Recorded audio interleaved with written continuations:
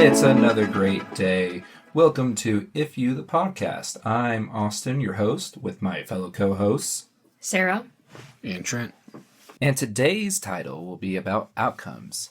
If you have a goal set for yourself, you will have a positive outcome, and you can say F you to the negative outcomes.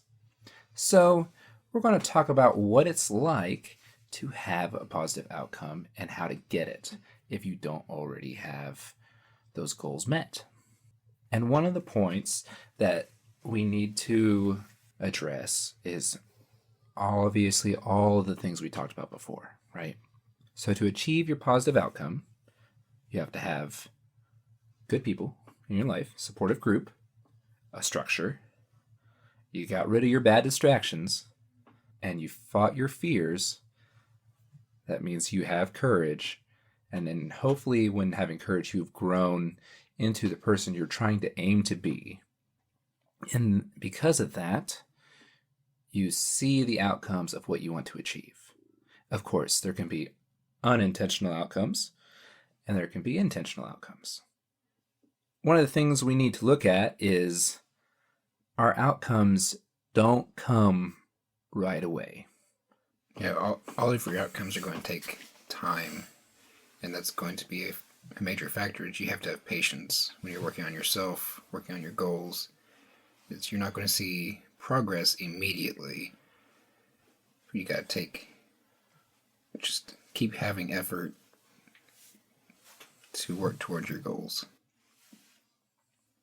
Especially the more goals you create and the more goals you hit and make new goals for. You got to think when you start certain patterns, like when you're young and you get a relationship, everybody's got relationship goals.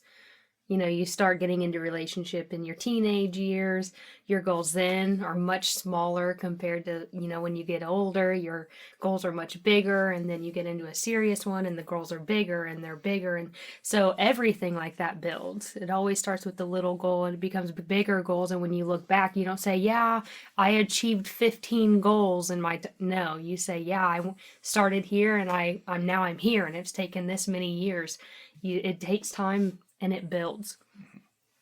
And that goes with creating positive ones for yourself, but also negative, which you have to watch out for. Because if you end up doing positive things to yourself or putting yourself in situations that will also create negative outcomes, and you'll see those steps when you look back in your past, be like, man, I really should have actually apologized to this person.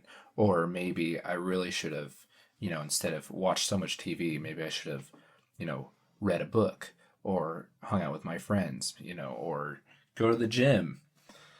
And you have to be cautious of what you're doing day to day, because since the outcome doesn't tend to result instantly, you have to look towards your future. Yeah, absolutely.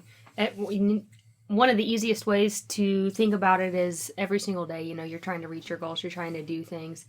But sometimes you've got to sit that down, because if you don't, one way, if you're too goal-focused, goal-oriented, you have kids and you choose, your kid wants attention, hey dad, hey mom, hey dad, hey mom, and you're goal-focused, and then you're neglecting that kid, there's a negative outcome in that. They don't get your attention, and if it's something that stays that way, it ends up being an insecurity with them, which everybody knows only gets bigger as you get older. And that's just one example. Yeah.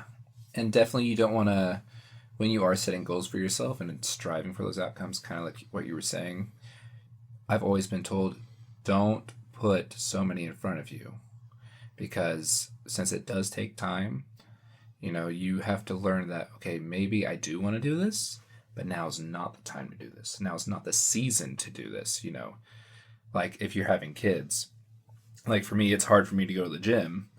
If I were to go to the gym every day, then I would be neglecting an hour or so from my kids on top of everything else I'm already doing. Well, I have to make that sacrifice. Be like, okay, what outcome do I want? Do I want my kids to think dad is there for them? Or do I want to be in excellent shape? I personally want both. But sometimes you have to create that balance within yourself. and think, okay, well, maybe I can do some workouts at home and maybe my kids can participate and then they can kind of see that example. Or, maybe if your kids are old enough, they'd be like, oh, I know dad was wanting to go work out, but he chose to spend time with me. Or he's designated this hour. You wouldn't believe if you just designate an hour specifically to a kid.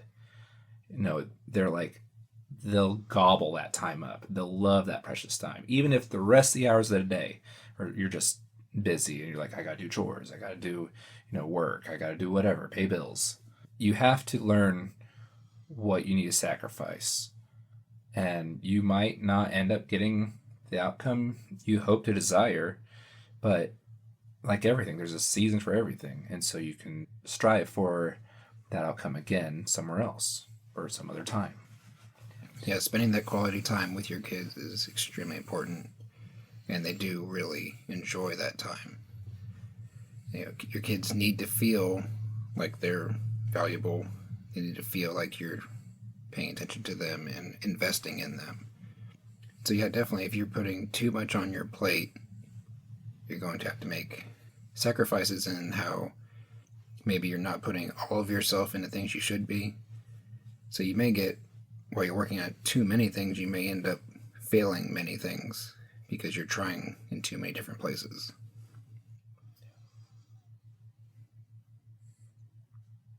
And don't get discouraged if you fail. To create the positive outcome, sometimes failing is the positive outcome. Because you realize, all right, I failed in this area, but why did I fail? And you can turn that into a positive by learning from it.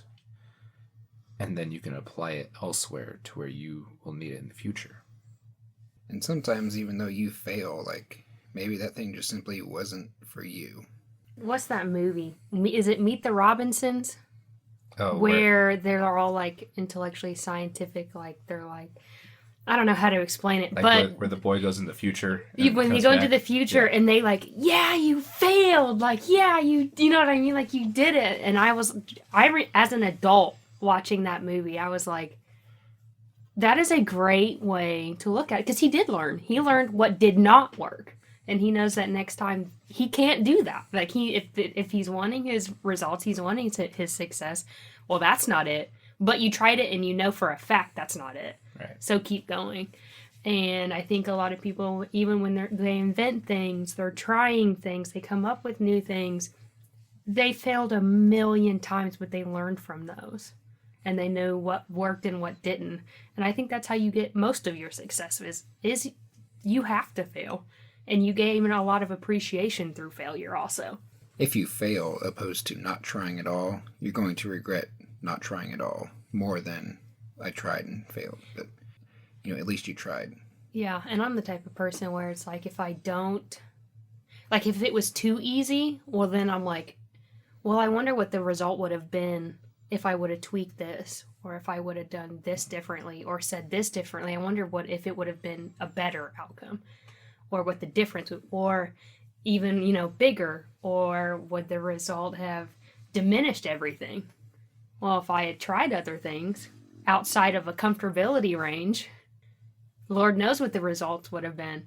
So I think trying it, risking it, and failing is much better than taking the easy route and just being content with whatever comes your way.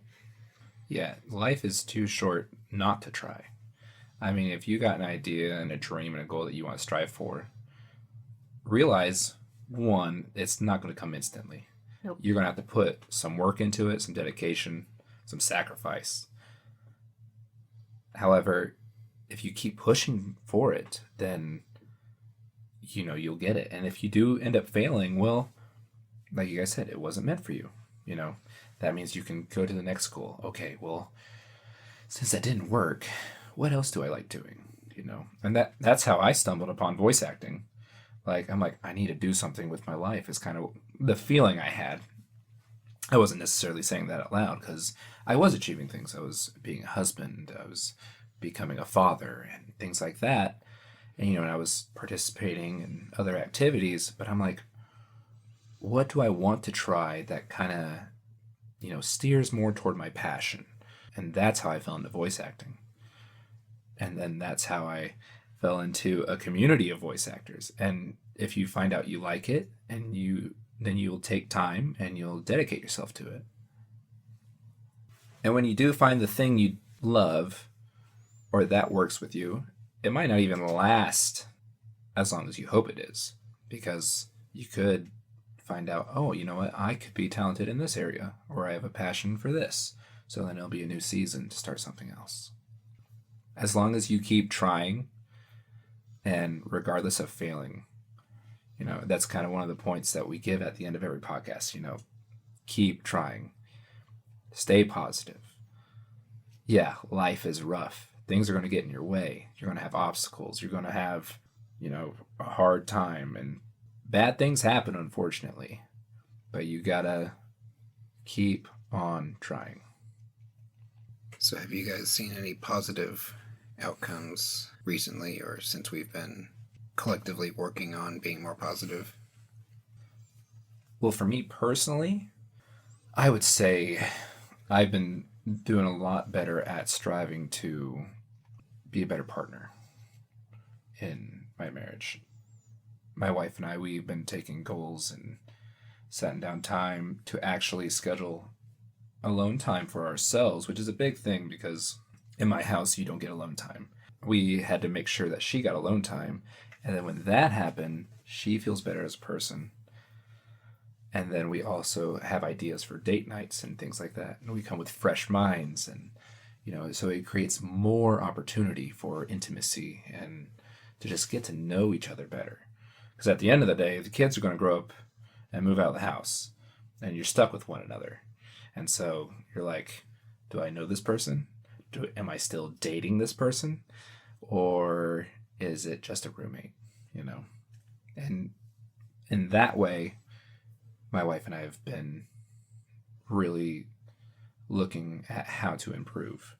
And so that's one positive thing for me that's been happening. It's good.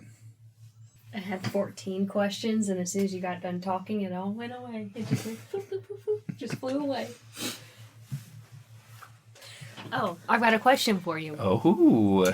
So, you've got your relationship, right? Yes. Your relationship is one of your goals. Your voice acting is one of your goals. Yes.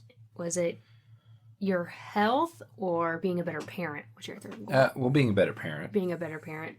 I mean, I want to be healthy. So what I'm going to do is I'm going to loop being a better parent and partner into one. Okay. And your voice acting. Because there's positive and negative outcomes, right? Yeah. Because personally, as your friend, I know one of your negative outcomes from having these three goals is you lose out on a lot of sleep.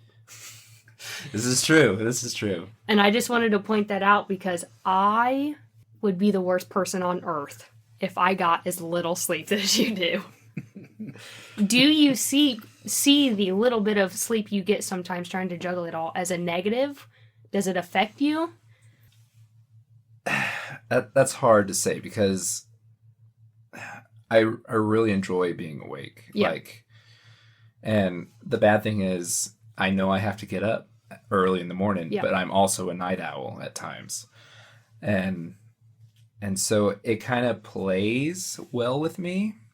And honestly, at this point, after having kids, my body's trained to run on 4 to 5 hours of sleep almost every night, unfortunately.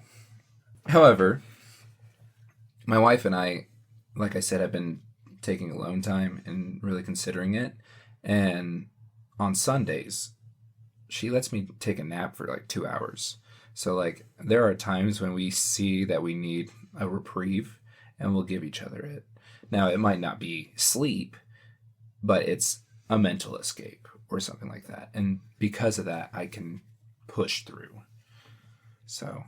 Which also made your relationship stronger because you communicated and you guys love it. I like it. Positive outcome. Yes.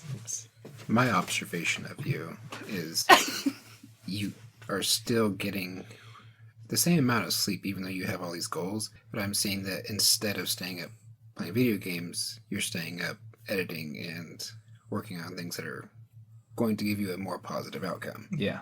Being productive. Yes.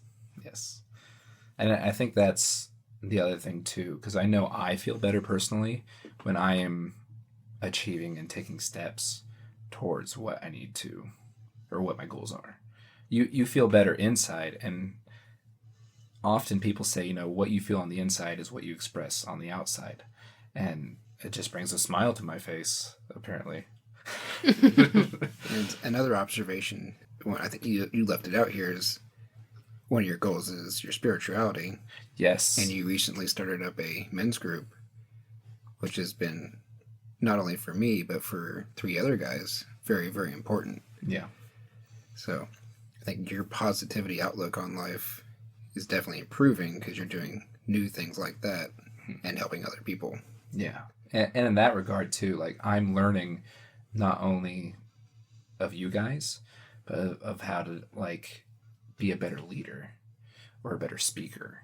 Yeah, I was getting ready to say, you're a great communicator. Yeah. Like, I feel like whatever you would do in life that you were meant to do would be some form of communication, whether it be your voice acting or whatever. I think that fits you really well. Like, you just, what's the word for it? You give that off, or I keep wanting to say, like, exuberate, and that's not the word. He's just very charismatic. Because I can't think of the word, and it's not going to come to me while I'm trying to think about it, so. Well, thanks, guys. I appreciate it. Bonus points if you start crying during the podcast. Yeah. I'm not crying. No, I'm a man. No. Listen, we're all about positivity here. Men cry. You men cry. Don't make men feel like they can't cry. Yeah, you guys can cry. It's okay. Just self-shaming the cry. Wait, what am I then? I said you guys. Well, my positive outcomes that I've seen in my life, like I can feel and see, I'm improving in the gym, improving physically. Me hardly being able to run half a mile in, 8 minutes, months and months ago. Now I can do that. 1 mile in 7 minutes, 35 seconds. Like, that's a crazy thing. I never thought I'd ever be running a mile that quickly. And I just want to say, after seeing you like a year ago, it's amazing. Like, lost a bunch of weight. Not only that, but since you have been introducing these other activities into your life, you actually talk to people.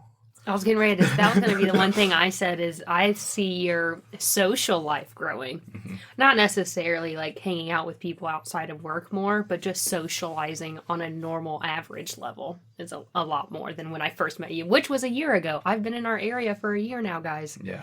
Which was a year ago. So a year ago, I was 290 pounds and severely depressed, didn't talk to anybody, just went to work and went back home. That was I think the first 2 or 3 months of me being in the area, the only thing I ever saw from you vocally was across the area laughing. And I don't even know who made you laugh, whether it was yourself or, some people in our area. Probably a crude comment to another person. Yeah. And it was like that for a long time. And I've really tried to, like you said, be more outgoing. I have 2 very close friends that I hang out with often now. And that's a huge deal. Talking about you. Don't try to go through your life alone. Especially when you're depressed and you got just horrible things in your life. You can't do it by yourself. And if you do, you're going to be miserable. Yeah. Humans are they're social creatures. So even if you're someone who likes your alone time, you need some contact with the outside world. Yeah. We have to be social. And back to you, Trent, when we were talking about you being social, before, people would be afraid to approach you just because the look on your face. Well, that was intentional. Yeah, I figured. But over the years, people actually can approach you. Not only that, but you'll actually, take out earplugs and you'll actually have a conversation with the individual and respond. And you don't have to be, especially if you're an introvert, we don't expect you to be go out and have a good time with people all the time. No, but be open and willing to at least have a small conversation, and you are doing that, which is amazing. And attending church more often, staying for Sunday school and interacting with people there more often. We do our men's group, like I mentioned already. But those are all very positive steps taking in my life that are visible. And financially, you're doing well. I'm assuming the house looks great. Yep. Yeah. Yeah, I still make sure I'm not just wasting money on stupid things, and still being responsible with paying bills and putting money back for savings. So I'm still doing good there too. And parenting, you're doing well. Your kids are cute. Yep. Yeah, they still like you. Yeah, my Yeah. kids still like me. They still like you. They talk to you. They're not afraid to talk to you when I've been around, which is nice. Granted, I didn't grow up like afraid to talk to my parents either, but nowadays I feel like it's so rare for a kid to be able to go up to a parent, especially in like a parent way. Like I feel like a lot of parents confuse being their child's friend over still being their parent, which I mean, that's just their way to parent, and I'm not going to criticize that at all. But your kids very much still see you as like their dad, but they're comfortable coming to you, and I like that. Right. Like it's one thing to play pretend with your kid, but then you also have to be the line of discipline, whether it's a timeout or something, and be like, you lied. So you're going to be in the corner for 4 minutes. I just did that the other day, so I'm going off personal experience. And then once you're out of that timeout, we're going to talk about why it's not okay to lie, what I told you to do in the first place. So, yeah, and parenting is always going to be hard. Like, there are going to be times that you might just blow up on your kid, and it's not even their fault. It's just because you might have had a bad day at work or something. When you are an adult to a kid and you are actually like, you apologize to them for doing that. Yeah, I was getting ready to say, where you make a mistake in blowing up like that, so it's a mistake in your emotional intelligence, you then gain an opportunity to show your children that even like when you have children, someone you teach, it's okay to be human and apologize. Yeah. No one is not worth an apology when you've done, I won't say something wrong, but you've done something not healthy. You know what I mean? And they deserve that apology. I'm big on apologizing to kids. I've apologized to my kids. My kid probably over 20 times since we've had him, and it's only been like 4 or so months now. It's a good opportunity to grow and show your kid humility and being a human. And if you don't apologize to your children, they're not going to apologize to other people. Yeah. It's true. Being a parent is a teaching role, I believe, which is why I think when they're craving attention, it's so important, which brings us back all the way back to the beginning of the episode. But a lot of it's attention. Why? Because they're learning too, so you guys are learning together. You're learning to be a parent. They're learning just to be a human. Right. That's why your outcome for the kid is you want them to be mature when it's time for them to grow up, be kind to others, and hopefully through all that they appreciate you even more. And I think because of that, your kids will love you. They will care so deeply about you. Something that my wife and I have we've never been big on like heated arguments or things like that. Lately, we've learned that it's okay to have an argument in front of a kid. Most parents are probably like, oh, and we need to take this to another room, or we're going to talk about this later tonight. It's actually important to have the argument in front of the kid and have a peaceful resolve. Because that way, the kid sees that, okay, yeah, people are going to debate, people are going to, have their opinions and things like that. But at the end of it, mom or dad or whoever, your partners, they see that, okay, they figured it out together. They figured out the resolve together. They see the example of what it's like not to just push things aside and save it for later, but something that you can deal with right now without being overheated in the argument. Yeah, that's what I was going to add is it's absolutely, I agree. It's okay to have your disagreements, especially when it comes to, I've seen a lot of people who believe if you have a disagreement like that and it's a hard conflict, they think that person doesn't love them anymore because that person then removes themselves from that person. And that's just absolutely not true. And that's something you learn from a young age. You know, your parents get mad at you, and what do? They leave you alone in your room. Yeah. Or they tell you to go outside and be by yourself. Or, you know what I mean? And those things, whether you don't realize it or not, are causing future human adult issues of believing, well, if I get in a conflict, I don't want to get in a fight with this person. Because if they do, then they're going to leave. Or they're not going to touch me. Or they're not going to talk to me. And that's all things that parents have done. In a healthy way, like you said, a very good idea. Yeah. In teaching them that just because you have a disagreement does not mean that I don't love you anymore. And just because I have a disagreement does not mean that it can't be done in a healthy way and we can't figure it out together. And a lot of people, when they have that exact problem where they get into a disagreement with someone and they think that person just hates them and, you know, wants them out or whatever, that's probably how they grew up. Like, they probably had one parent that was either abusive or just simply just bulldozing. And they grew up watching one parent just kind of recede, the other parent dominate everything. So when it comes to confrontation, that's how they're going to be. They're either going to be the person who's bulldozing, or they're going to be the person who's just shying away. Yeah. Yep. And if it does end up becoming like a serious heated argument, it is okay to step back for maybe an hour, you know, cool off, think about what the other person was saying, think about what you were saying, you know, and hopefully you can come back. Always come back. That's the big thing. Always come back and show that you can resolve this together, especially if your kids are there. Now it's saying, like, if your kids are off playing in the playroom, you know, be like, hey, kids, come here, you know, watch this debate between us. You know, no, that's not what I'm saying. But if they just so happen to be in the room, then definitely, you know, they need to see the resolve. Yeah, agreed. And see that it was done in a loving way. Yeah. Have you had any negative outcomes from your goals, Trent? While we're still there, I know you're doing well financially, you're doing well as a parent, growing still. Health, you're doing well. Have you had any negative outcomes? I think there's a lot of potential for negative long-term, maybe not visible yet. Yeah. But like, obviously I'm putting a lot of attention towards my goals. I'm removed myself from a lot of things that otherwise I might have been putting myself into.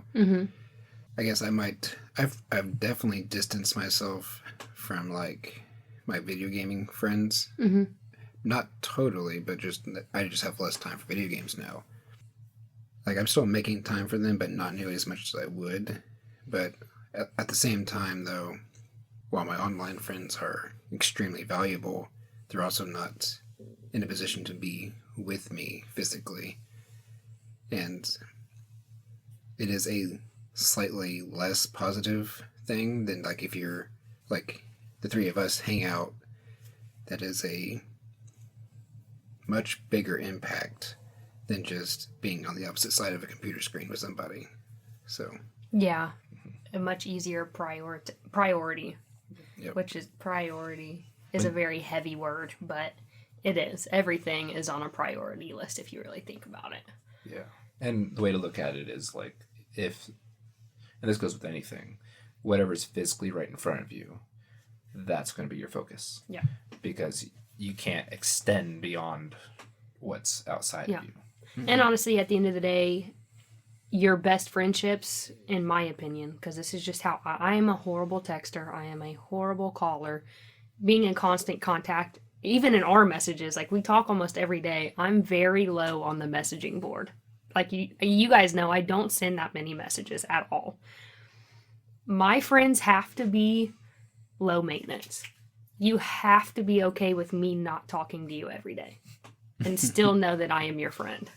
I still have friends from high school. I talk to them maybe 2 or 3 times a year. We check in, say we need to hang out.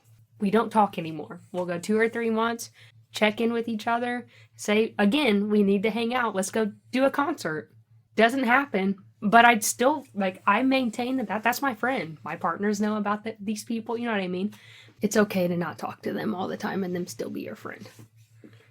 That's another thing, too, is I've made myself disconnect with some people just because I knew that they were not positive friends to have. So I would still say I might be still friends with them, but I have disengaged because there's no positivity there. Yeah. So you could look at that both ways. It's both, in some ways, a negative outcome, but also a positive one, too. Yeah, you still care about them as a person, but they're not bringing positivity in your life, so Right. it's not someone you want to hang out with all the time. So, Sarah, have you seen positive outcomes? Positive outcomes, I have. I'm going to change my physical goal to just a health goal. I've slowly changed that over the time. Number one, because I broke my wrist and I couldn't be in the gym nearly as much as I was. But I have been positive outcome. I'm back in it. Seeing my results come back. I'm doing okay. Negative outcome, I gained a little bit of weight and that affected me mentally, but I'm fine. What did I do? I broke my wrist and I sat at home for a month. It's okay for me to gain a little weight. Anyways, positively, I'm back in it. Loving it just as much as I was. It's a little more difficult. I've got to find different ways because I still can't bear any weight on my wrist, but going well. Mostly positive. Like I said, the only negative outcome is it wasn't even a negative outcome from the goal. It was just a negative of me sitting at home. I gained weight. That kind of pushed me back. Kind of defeated me a little bit. Kept me from going to the gym when I could have gone to the gym. But I'm right back at it again. Texting Trent all the time. Punishing him at the gym. It's been great. Let's see. What was my other ones? Parent, I do think I've done pretty well. I feel like he is... I've noticed when it's just me, he communicates with me just as quietly as I communicate with him. Like, he has no need to... Like, if he's being defiant or whatever, he's still quiet. He's not yelling, trying to yell over me, in his argument. Like, he's listening. He'll still do the, no, whatever.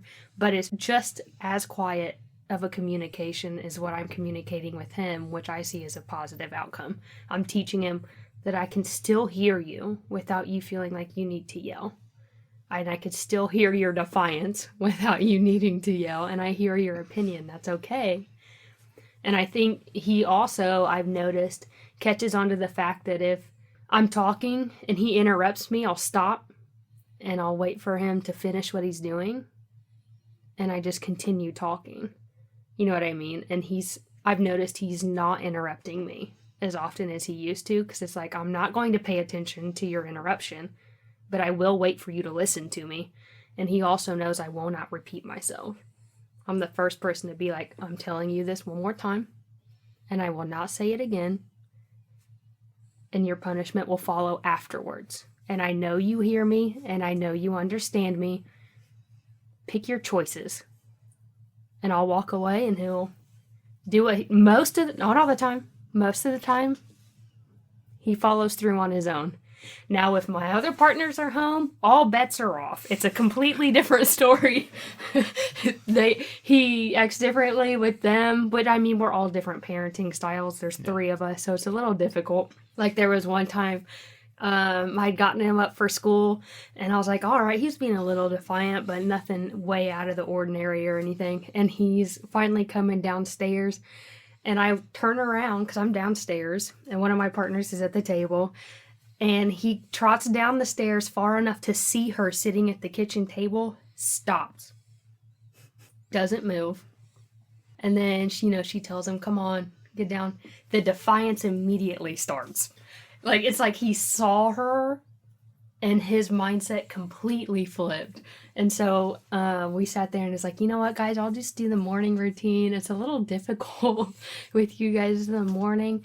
And she's like, yeah, I don't get it. And I'm like, dude, I don't know what it was, but it was just, you being here, and he's done it with our other partner. It's just like in a routine mentally in the morning, and we operate a certain way, and you're throwing him off. Yeah. But what was my other one? Was it like physical, spiritual? Spiritual? Yeah, it was spiritual. I'm trying to cover both bases, negative and positive. Positive, like I said, I'm purely in a knowledge based right now, which is where I've asked you guys a lot of questions. Even outside of this podcast, I've brought stuff up to Trent, like about Moses and the Red Sea and this box. Were you a part of that conversation? Yeah, you were part of that. And it's just been other things like that. It's like, how cool is that? Purely knowledge based. You know what I mean? Like, but I'm very, very much in just a learning stage when it comes to spirituality, because I grew up first 4 or 5 years of my life Methodist, and even as a kid I was like, this is a load of shit. I don't care nothing about this, and I don't want to wear these dress and this ugly freaking shoes to show up to read some book I don't care about. Like, I was very opinionated even as a little girl. Like, I'm like, this is dumb. I'm showing up here for the food and to go to the playroom and play in the middle. Like, that's why I'm here. And so after that, I just never really cared. I listened to people, like my family was religious, and they're like, have your religion, that's okay with me. It's just not something I believe in, and that's cool.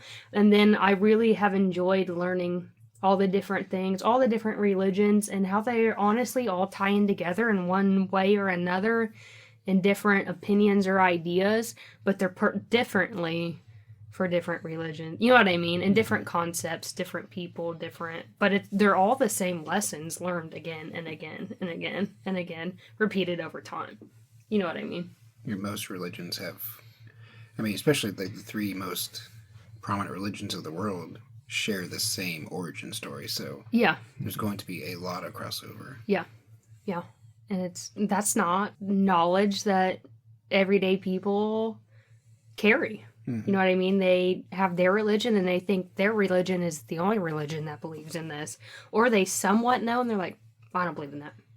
You know what I mean? Right. But I think I'm such an open-minded person that I'm not going to close anything out, and that's how I've got where I'm at. If that makes any sense, but yeah, you do ask a lot more questions, and I've really enjoyed our talks about that kind of stuff. Yeah. I just don't know. That's okay. That's the biggest thing with anything. Like, if you don't know, Austin ask asks me questions too. Yeah, I do ask Trent questions because the knowledge part, like theology and stuff, like where it all stands behind, I don't know so much about. Now, I know, like, because growing up and studying, like, scripture and things like that and verses and stuff like that, I know. But, like, the theology and the years and, like, what was going on during that time, I don't know. When Trent knows because he went to Bible college for all that kind of knowledge. And never be afraid to ask a question. Like, I think that's important too. It takes one awkward moment or one dumb question. Yeah. And, if you're not the only person in the room, they probably have the same question. They're just not gutsy enough to ask it. Or it's something they've really never thought about or put, much interest into, and they hear you asking questions and they hear their conversation, and then they're like, well, wait a minute. Well, now I've got this question. And, they may be like, well, I feel like that's a stupid question compared to that question. But it's not. Yeah. I had to start somewhere. You know what I mean? Everybody has to start somewhere. I'm such a big person on no question is a stupid question. Right. That's where kind of, I think in one of our first episodes, we talked about me saying that someone was ignorant. And I did not mean that derogatory at all, whatsoever. Purely knowledge based on you just had no idea. And I'm understanding that, and that's okay. I would be willing to teach you. Or you just had no knowledge thereof, and that's how you base that conversation or opinion on or whatever. Or someone else who did not know what that meant, took it very personally. Which was okay, because that was their understanding, and human emotions are human emotions, and that's okay. And for me, like I do have the knowledge there, especially from schooling, but my problem isn't the knowledge. My problem is just my faith and my own spirituality of it, so Austin can glean from me more knowledge, and I can glean from him, his faith. Like, Austin obviously has strong faith, and he applies it to his friendships, his family, and his goals, and that's why he's just happy and smiling all the time. You sure there's just nothing wrong with my face? There could be a muscle deformity that causes you to smile all the time. I don't know. Yeah. I would say maybe the only negative outcome I've got with soon going back to work. So work, and then I always go to the gym afterwards, is here coming up soon. I'm going to get a little less family time than I have been while being off. Not as much alone time. Which is a good thing and a bad thing, because I'm getting to a point where it's like I prefer my alone time, and if anybody or anything disturbs me, I want them to go away so I can just be alone. So I've got to get out of that habit. So that's one negative outcome of things. But pretty much all positive. Growing and learning is definitely in a position that I'm at right now. Yeah, that'll be big. You got to restructure your whole time frame once you get back to work. Over again, yep. If you want positive outcomes, then you need to keep setting new goals. Mm-hmm. Yep. In other words, keep trying. Keep trying. Absolutely. Because once you complete a goal, you've done it. So what's the next thing you need to do? And then focus on that outcome. And just keep going from there. So next week, to help improve our positive lifestyle, as we now have covered outcomes, we're going to talk about something a little more intricate and probably something very valuable that you use day to day, and that would be your words. And we're going to talk about using positive words in different kinds of situations instead of being a negative, with the words that you use, of how to be a positive influence with the words that you use. All right, folks, that's all the time we have for today. Thank you again for listening to the podcast. And remember, you are loved. Always be kind. And keep trying. All right, guys, see you next week. Bye.